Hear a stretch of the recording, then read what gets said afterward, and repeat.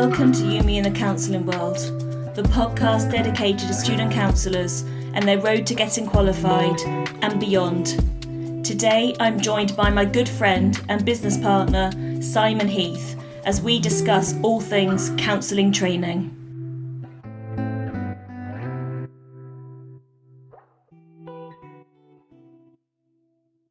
Hi everyone, here we are, back again for another episode. And here I have a really good friend and business partner, Mr. Simon Heath.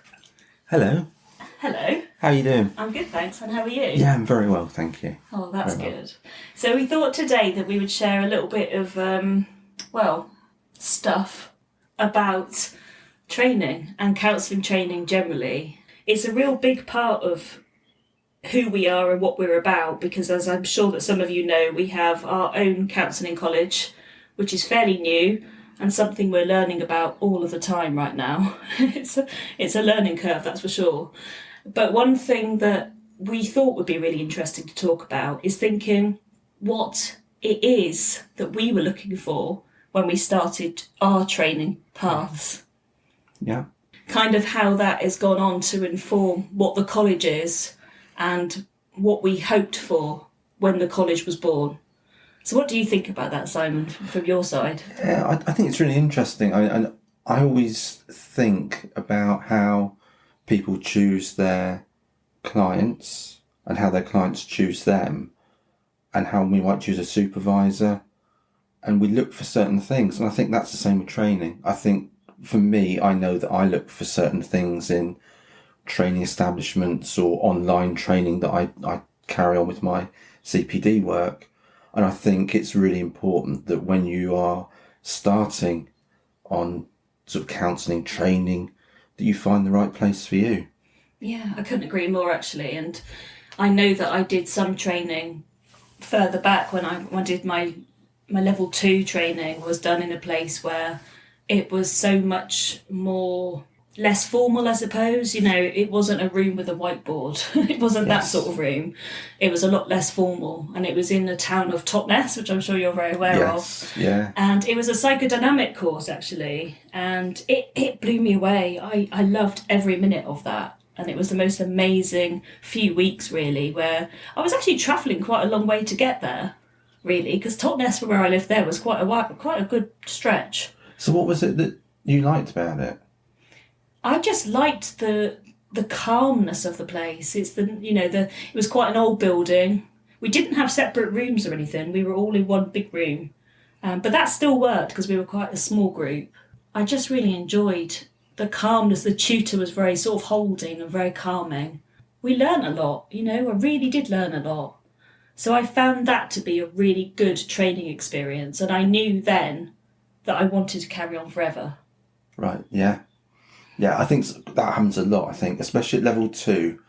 It really is like a, dipping your toe in the water thing. And I say this to virtually every prospective student that rings up and talks to us about whether or not our college is right for them, is dipping a toe in the water at level 2, just finding out whether it's for you.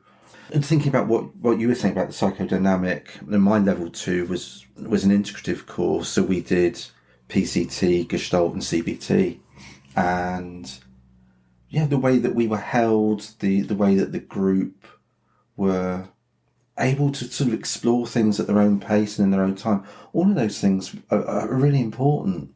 Yeah, completely. And I think that what was interesting for me doing a psychodynamic course was that it was purely psychodynamic at level 2. And, and a really, really incredible experience, I suppose, if you could call it that. And I would have loved to have carried on that psychodynamic route until I realised how much personal therapy you had to have to do it. It was something like 4 hours a week or something of personal therapy. It was like incredible. And I was just like, and it was a lot of training, like many years of extensive training. And I don't know how much you hear of it actually anymore, psychodynamic therapy. Yeah, I don't hear a huge amount. I guess it's one of those things. I think if you'd gone down that route, you may well have found yourself working within a psychodynamic community. Yes. I think we do. It's like everything with counselling. There are so many different variations, and we all have different interest. I'm just thinking about the two of us, how differently we work as counsellors, but how we bring both of those experiences to the college and how we interweave that. So one week, if you're teaching CBT, the students get a really good introduction to kind of how CBT works and why you're passionate about it. And the next week, I'll rock up and be talking about Gestalt and kind of working outside and how different that is. But they get the different perspectives of counselling being not just one thing for everybody, but just every single therapist bringing themselves to the work. I often think of finding therapists. I mean, when you go online and you look through a whole list of pictures of people and their little profiles on maybe like a counselling directory, it's a bit like a dating site. You look for the person that you think, actually, I think I could feel comfortable talking to them about whatever it is I need to talk about. And so you kind of look for people that are part of your tribe. I think some people just maybe don't use that same selection process when it comes to finding a college or a training environment. They just go, oh, where's somebody near to me? Oh, yeah, they'll do. Rather than possibly thinking, oh, I'm going to shop around and find the right match for me. Yeah, that really resonated with me then, because I was talking a moment ago about my experience with level 2 and just how brilliant it was. And then for level 3, I did exactly that. I just went to a local course, a local college, and it was just the level that I needed to get onto the diploma that I wanted to do. So I just went for it, and actually it was rubbish. It was rubbish. It was a proper college, an established college, but it wasn't a counselling college. It was a college. I'm not going to name which college it was for those people that want to know. Go on, you know. I'm definitely not going to put some names out there. But it was a local college. They did teach numerous different sorts of courses, and it absolutely wasn't just a counselling college. And it was in a room with a whiteboard and an overhead projector and sitting around white tables. Yeah. And it wasn't fun. It was such a bland course for a counselling course. And you know what? It very nearly put me off. Yeah, I bet. It very nearly was the end. You and I wouldn't be sat here together then if that had happened. God, if only, yeah. What a cheek, isn't it? So, but it's interesting you use the word fun. And I think that is so... I personally think it's so important that people are able to... And not sort of laugh your way through the course, but I think sharing laughter and humour not only bonds people together, but it's part of the process of starting to explore sharing emotions with one another. You know, it's easy to laugh with somebody, but then if you've shared a few laughs and you've kind of broken the ice, when you then go in to do skills or you're working in a group to whatever it is, bring up a list of different things for a piece of criteria. If you can laugh and joke and do it with humour, it makes such a difference. Yeah, 100%. And I think that's what was missing from my level 3 course. And I know that from that moment onwards, it really did change the way that I went moving forward, because I could easily have gone and done the diploma at that same college. Yeah.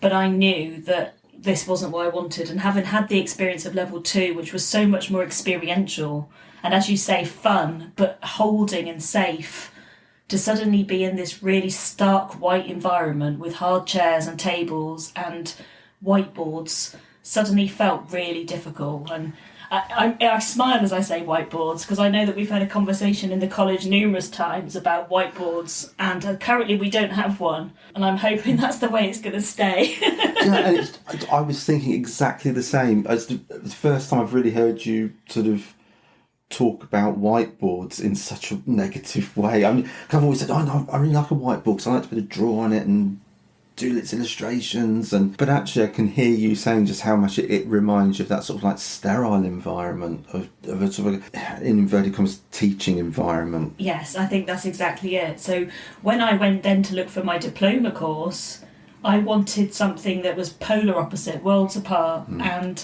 I went for a course that is very much more experiential. Yeah. You know, with sofas, and it was homely, and they only taught counselling there. And I think that is what... I think if I had any advice to share for people out there right now that are looking and thinking about those courses, just think about what sort of environment you want to learn in, because some people will really like that very sort of clinical way of learning. Some people will like that. Yeah. Some people will feel safe in a very academic space, whereas I felt like I could be freer and I could be myself a lot more in a space that felt comfortable and homely and cosy. Yeah. And can you remember what you were thinking when you were started to look at training? Was there anything in particular you were looking for? I think for me it was around... I wanted something where I was able to feel safe. I wanted a space where I trusted not just the tutors, which is really important, but also the group. I really wanted to be able to work within a group of people that were of the same mindset as me. So I think if I'd gone to a really kind of sterile... I'd been all right with whiteboards, but like a really sort of sterile academic way of a place of working, then I wouldn't have stuck at it, because it wouldn't have felt right for me. I was quite lucky. I did my level 2 when I was about 18 at a college, and then didn't do anything with it after that, and then came back to counselling training when I was in my 40s, like a lot of people do. I think, it's quite often that people get to the age of sort of 40 and kind of go, actually, what do I want to do? But at that stage, I kind of, for me, it was around having somewhere safe that I felt I could open up, because there is a lot of opening up. But I think there should be. I'm not sure there always is. I think quite often you hear stories of people that are at places where they don't feel safe, so therefore kind of, I don't know, not put a mask on, but they certainly don't bring their full selves to the training. Yeah, I can relate to that as well. And having, people in the group, especially on the level 3, it didn't feel like a safe space to open up. To be honest, the tutor felt very judgmental to me. There was a lot of judgment that she would pass, and I never felt safe to be me. Like, that wasn't okay. And I knew that if I was going to want to carry this on and not, as you say, just give it up, I had to find that way, and I had to find my people, my tribe. Yeah. And when I met the 2 tutors that led the course that I went on to do, that's exactly what I felt. I found my people, and they were very different tutors, to each other they were very different. But they created something that worked. And I think that's a little bit like you and I are. We're very different in the way that we are. We're different in the way that we teach. We're different in the way that we are with clients. But somehow, I think it works. I think so. Yeah, it does. And I think we both approach the training element of counselling in the same way. We both know that we want to provide a safe space, a fun space. We want to provide a space where we can be open and honest. I know quite often when we do a check-in, and sometimes I'll go last, and sometimes I'll be somewhere in the middle. And it's interesting, I know a couple of people who said that their tutors don't take part in check-in. Wow. So it's literally the group check-in, and then they start. And it's kind of like, for me, it feels really important that we check in as part of the group dynamic. And there'll be times when I'll say, I just actually don't want to be here at the moment because I'm tired or this has happened. But I think that honesty is really important, because then there is a modelling that happens in training. And I think it's right that we model an openness and a transparency to how we feel, so that we can show that it's a safe space and encourage others to do the same. Yeah, I think so. And I don't think we can ask any one of our students to sit there in the room and share their stuff if we're not prepared to sit and do the same. Yeah. And I think that, I also really enjoy being part of check-in, and it's not always rosy, is it? No. We're not always saying how rosy things are. Sometimes things are hard, and sometimes we'll have to share that. But I know that in my experience of training, when I was studying for my own diploma, that both tutors would always check in, and I know that I really, really appreciated that.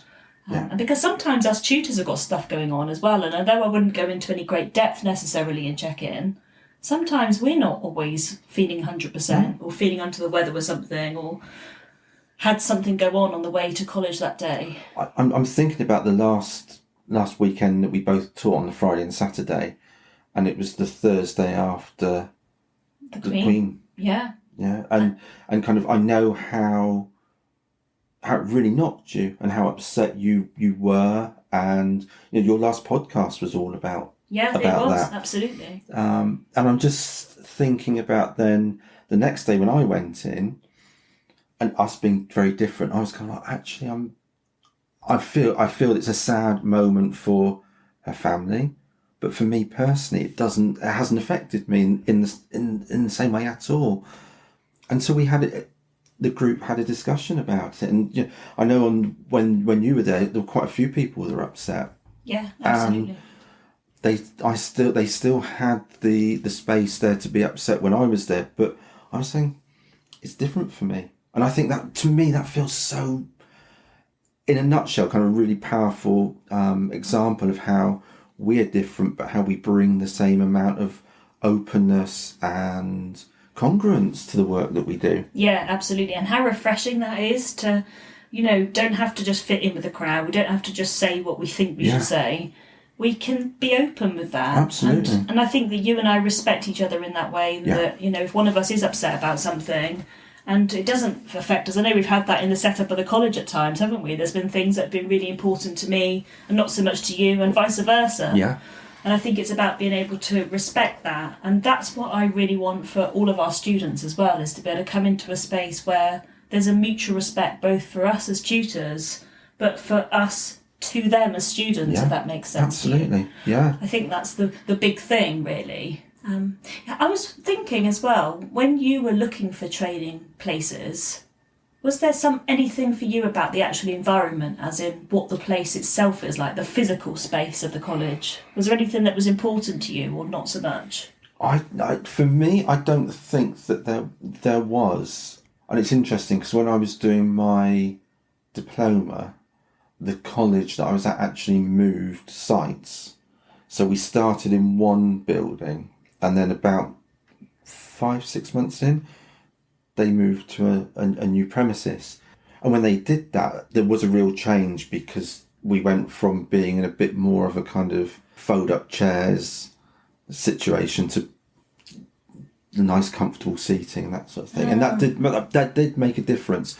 I think at that point, I think the college themselves felt at home, which allowed us to then feel at home. And I know that's something that we get a lot when people either come to visit us to see whether, almost like when they're interviewing us, to see whether or not they feel that we're going to be able to provide them with what they want, or when they arrive on the first day, they go, oh, it feels really nice. Yeah, which is exactly what we wanted, isn't it?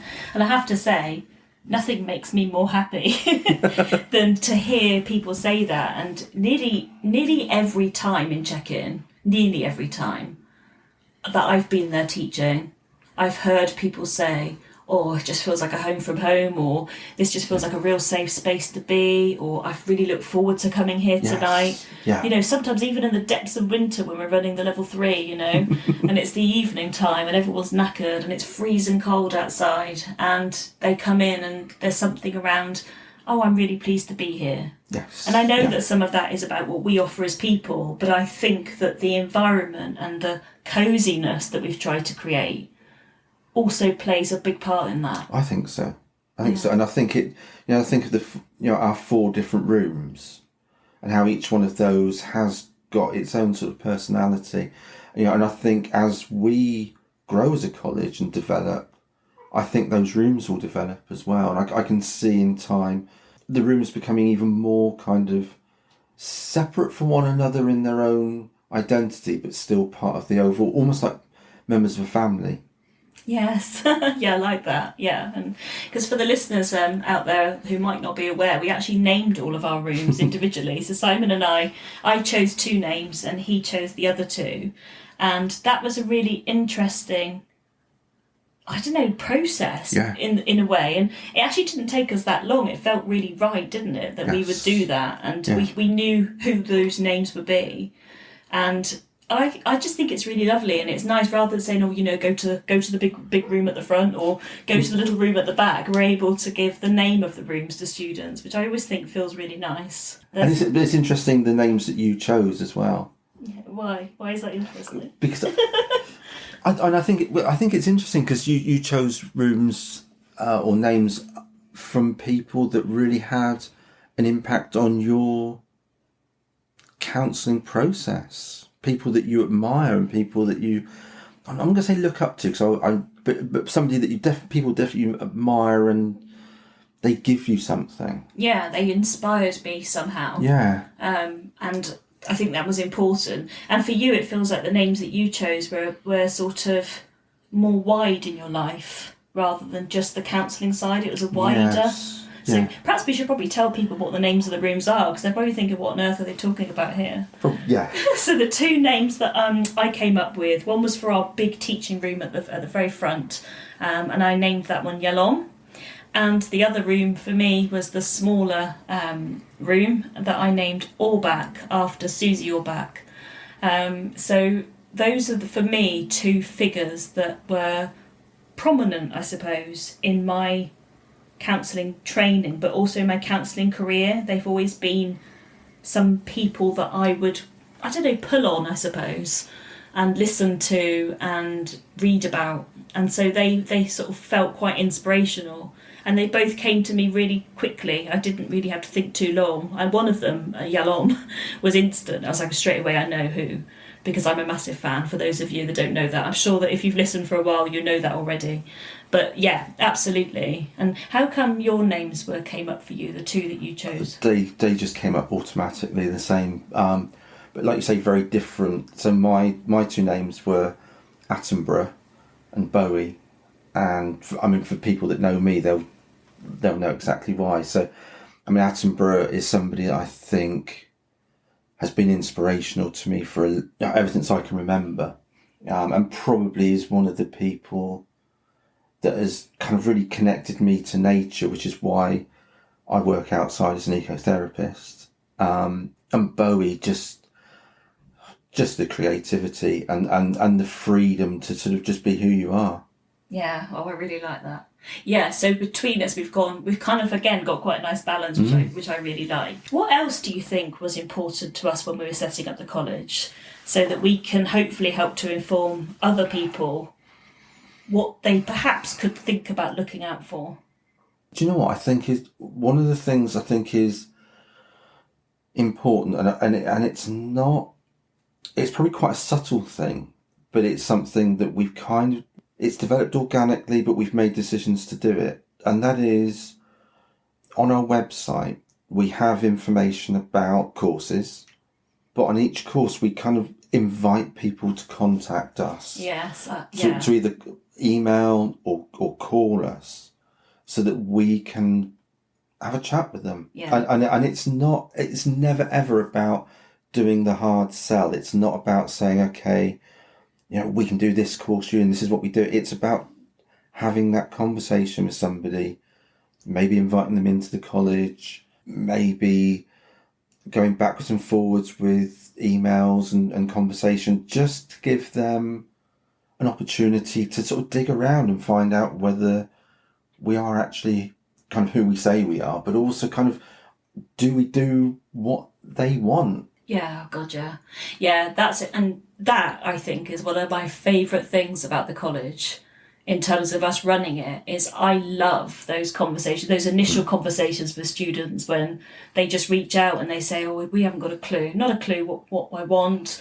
I don't know where I'm going with this, but I just know I want to start. Yeah. And that, for me, is just gold. Yeah, it's gold it is. because there's somebody there starting to think about it, and you're so right. Like we've said before, haven't we? We never want to do the hard sell.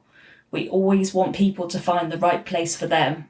And if we are that right place, great. But if we're not, then they need to go and find what they need, which is exactly what I say to clients all of the time.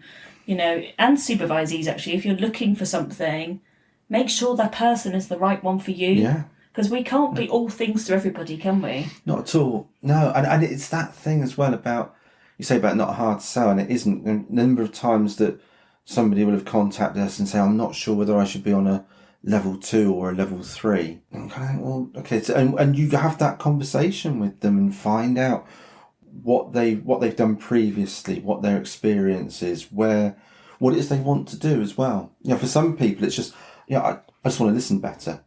Great, okay. So probably level 2 is a great course for you to do that. Or, I haven't been in training or education for 20, 30 years. Okay. So level 2 is probably another really nice way of getting into the whole process of what we do. It's 10 weeks. It's really gentle. And every week we do something, but it's not hugely in depth, which gives people that opportunity to start practicing journaling, thinking about their emotions, writing them down, answering the questions without that huge initial outlay. And then if they then think, well, actually, I really like this, then there's level 3 that follows. But I would never push somebody towards a level 2 just for the sake of it, if actually they're ready for a level 3 course. Yeah, definitely. And sometimes when people call us, I think there's a hope. I hope I don't have to do the level 2 comes through, doesn't it? I hope we could just go in straight into level 3. Yes.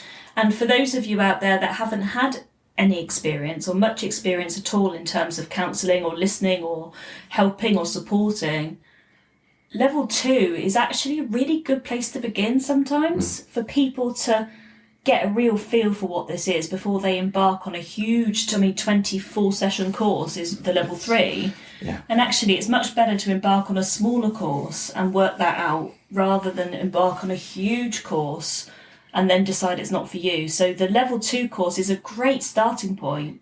And actually I feel that a lot of the people that then go on to level 3 find the transition so much easier between the 2 courses because they've had that experience. So if ever you contact a college or something and they suggest level 2, try not to be offended. It's actually quite good. I think sometimes we accidentally offend people by saying, well, what about level 2? Yeah. And it's a great course. It really is. It's one of my favourites. It's a lovely course. And we love watching people develop, don't we, through level 2. And the transition is very big. You see a lot of change in level 2. So, if it's the right place for you, then absolutely start there.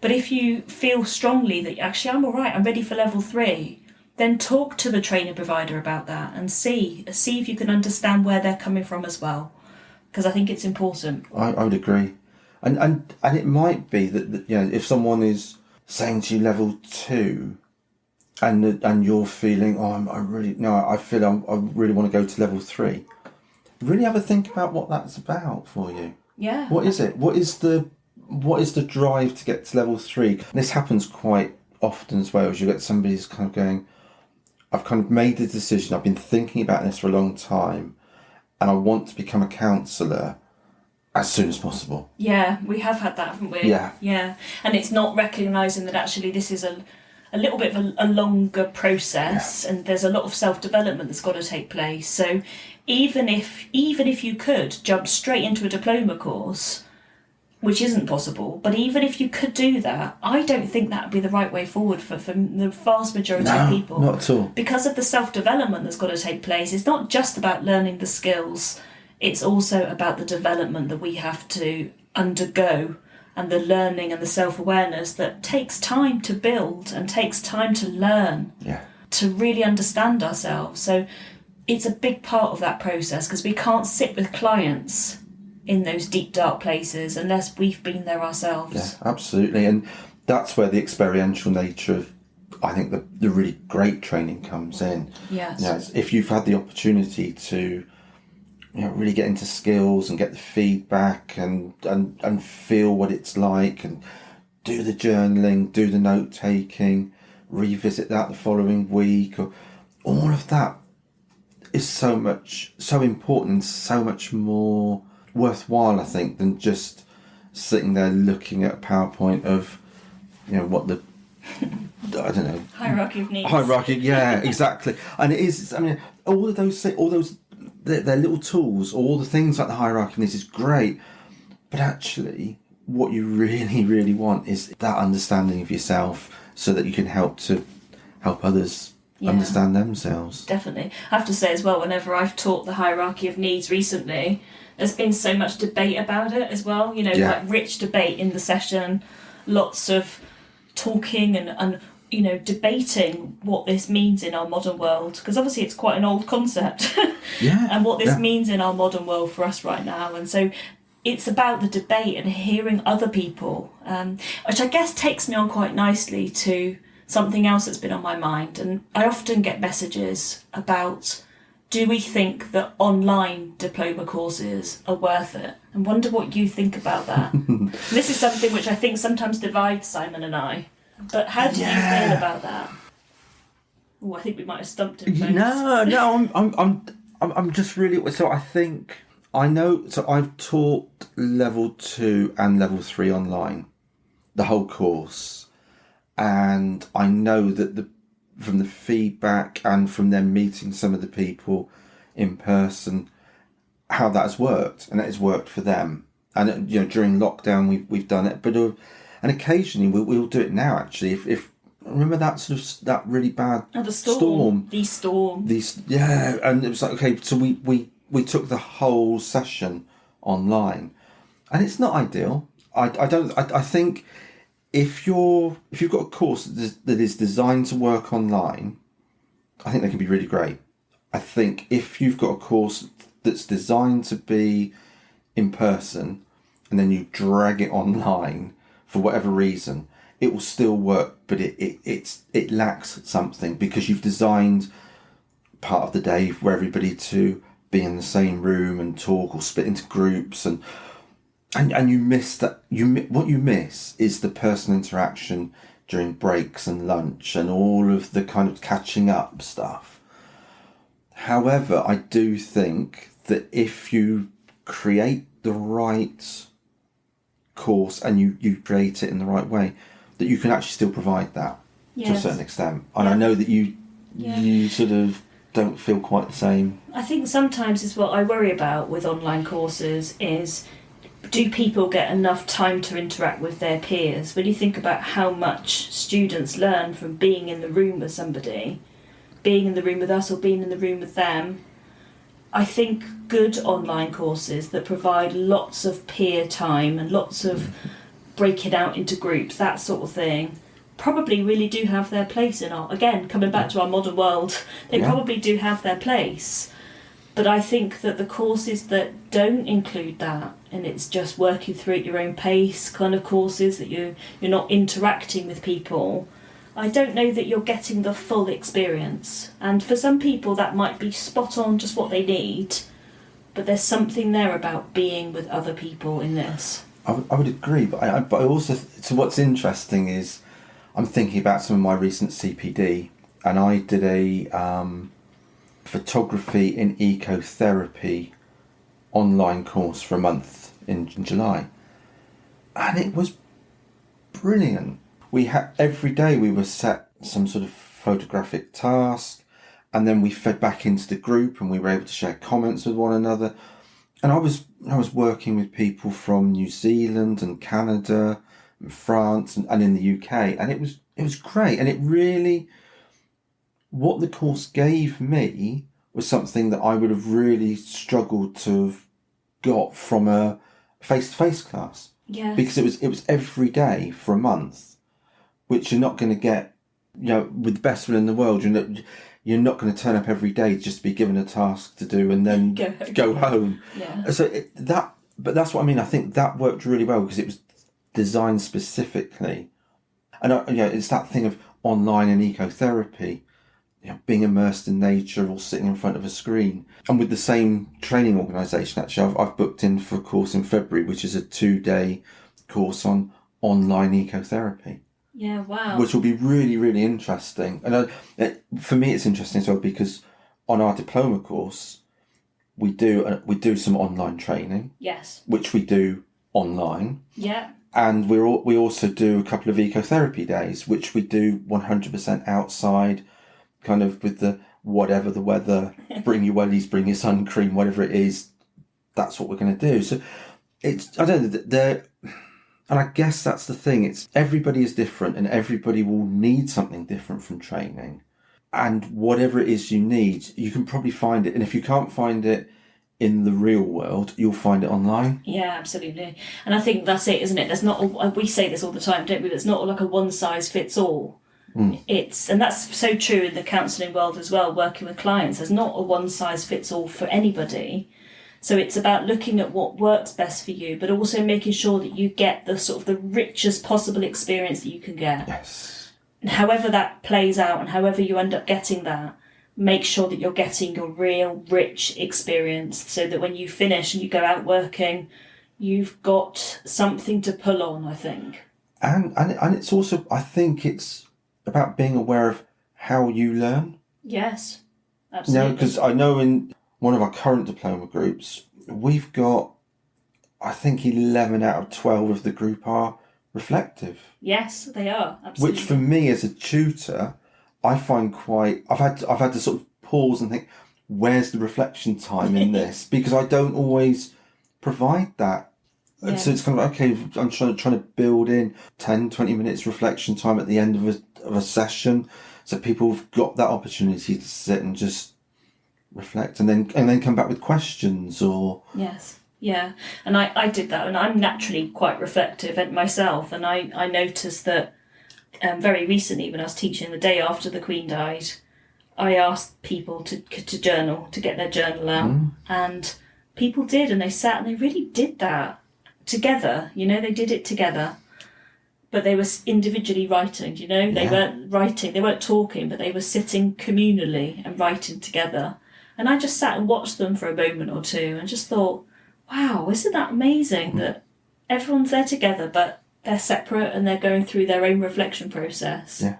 So yeah, I think in a nutshell, you've just got to get the best that fits for you. And it's got to fit into your life. We can't do training if it's not going to fit in somehow, or we can't make it fit. I think that's important as well. And when you're doing a diploma, it's 2 years. Yeah. It's 24 months. That's 24 times where you're going to be getting together with a group of people. Yeah. So if you're travelling any sort of distance, how feasible is that? Yeah, absolutely. Yeah. And if you think about it, on the days where it's it's 2 days a month, isn't it? So actually it's more than 24. It's 48, isn't it? 48, yeah. So it's a lot. And yeah, I think it's really important to recognise that. And things like placements and that will come along, don't they? Yeah. And somehow, and it's busy and it's hectic. And I see that with students all the time, just how busy and hectic things suddenly get. So it is about forward planning. So anybody that's looking at training out there just needs to know, how is this going to fit into my life? How am I going to make this fit? So that you're giving it the absolute best shot that you can.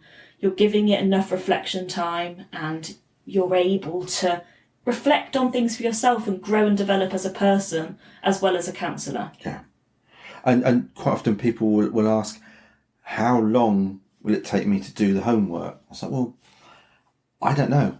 Because we can give the same piece of homework to 4 people and one person you'll get home and within about half an hour they've kind of submitted the work because it's just like, yeah. And other people will be saying, oh, do you know, this took me ages. Days. I rewrote it and then I still didn't feel right, so I started again. And some people will do masses of research. And it's that thing of every single person will approach counselling training in the same way that they'll approach counselling from themselves. They'll do it how it feels right for them. Yeah. And their clients will come to them because of who they are and how they promote themselves. And I think that's the same with colleges. Yeah, I think that's exactly it, isn't it? I think you've got to have something, people read things about us or they read things about us individually as therapists and they just say, oh, I really want to see you because something you've said there just feels right. And I couldn't tell you exactly what it is, but there's something about what you said. And Yeah. I get that often where I'll say, I'm really sorry, I'm fully booked at the moment. And, and they'll say, well, can I wait? Because actually there's something about something that you've written Yes. that just resonated with me. And I've just got a feeling from your profile that we're going to be a good fit. And I find that incredible. I do, but I think it's so important. And it's that thing of, is somebody going to look at... They could look at the two of us as on a counselling directory website and go, oh yeah, Becky, that's exactly who I want to see. And then they could look at me and go, never in a million years. I was no way I feel right talking to him. But likewise, there'll be people that will look at me and go, oh yeah, actually I quite fancy going for a walk in the woods. Yeah, with a big hairy man. Rather than come and see you. And it's just like, it's we find our tribe. And I do think that when you're thinking about counselling training, that tribe are going to probably know you better at the end of those 2 years. If you do level 3 with them, so 2.5, maybe 3 years, probably better than you know yourself at the start of that course, and probably better than anybody else knows you. Yeah, and isn't that magic? It is. Yeah. Yeah, and that's why it's so important that you get the right place. Yeah, and if it doesn't feel right, don't keep fighting it. If it doesn't feel right, do something about it, because we can only go with our gut feeling and our gut instinct, can't we? And sometimes we do make a mistake and we end up in a place that doesn't feel quite right for us, or the tutors don't feel quite right, or the group itself. And we have to recognise that when that happens. And I think it's really important that you, if you're going onto a course, that you actually go to an interview, but go to an interview with questions. Use it as an opportunity to interview the college. Yeah, we always say that, don't we? Yeah, because the colleges will always want to fill spaces. Yes, that's just business. It's business. There's always a thing of, okay, we've got X number of places, we want to get them filled. We wouldn't accept anybody, but ultimately I think when you're the student, you've got the onus is on you to kind of go, what are you going to give me? Yeah. What if this happens to me, how will you support me? How much support will you give me with these needs? What happens if this? What happens if I don't get on with the rest of the group? What happens if I don't get on with one of the tutors? What happens if... I would always say, if you're being interviewed, you really want to make sure that all of the people that are going to be teaching you are present as much as possible. So it's not just like, because like we just said about being a client, someone might turn up and think, oh yeah, Becky's really nice, I hope I'm in her tutor group. They end up in my tutor group, they've never met me, and they go, oh.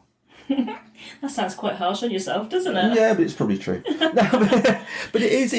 I think it's really important. If it's all about relationships. Yeah, absolutely. Ultimately, that's exactly it, isn't it? So if something doesn't feel right, then recognise that it doesn't feel right and move forward with that. And I completely agree with you there about go to places that offer a chance to talk, a chance to come in and either come in and interview, see the place you're going to be learning in, and sit down and interview the college as much as they're interviewing you, because you're paying your hard-earned cash for this, and it needs to be the experience that you need it to be. And I think that's probably the biggest piece of advice that we have for today, isn't it? Absolutely. And that and find your tribe, I think, is the takeout from this whole episode. Wow, we've been talking for 46 minutes, Simon. That doesn't surprise me. No. Once we get talking, I know. We never stop. But do you think that feels like a good place for us to conclude our episode? I think so. There? Yeah, absolutely. Yeah. I hope people have found it useful, really. Yeah, I really do. I think they will have. And I just want to say a massive thank you to you for coming and for spending this time with me this morning. It's been actually really, really lovely. Hasn't it? Yeah, it has. It's been genuinely really great. And for all of you out there, if you have any questions about training, anything at all that you need to know, please do get in touch. Anyway, in the meantime, thank you so much for joining us. It's been an absolute pleasure. I'll look forward to catching up with you soon. In the meantime, stay safe, take care, bye-bye.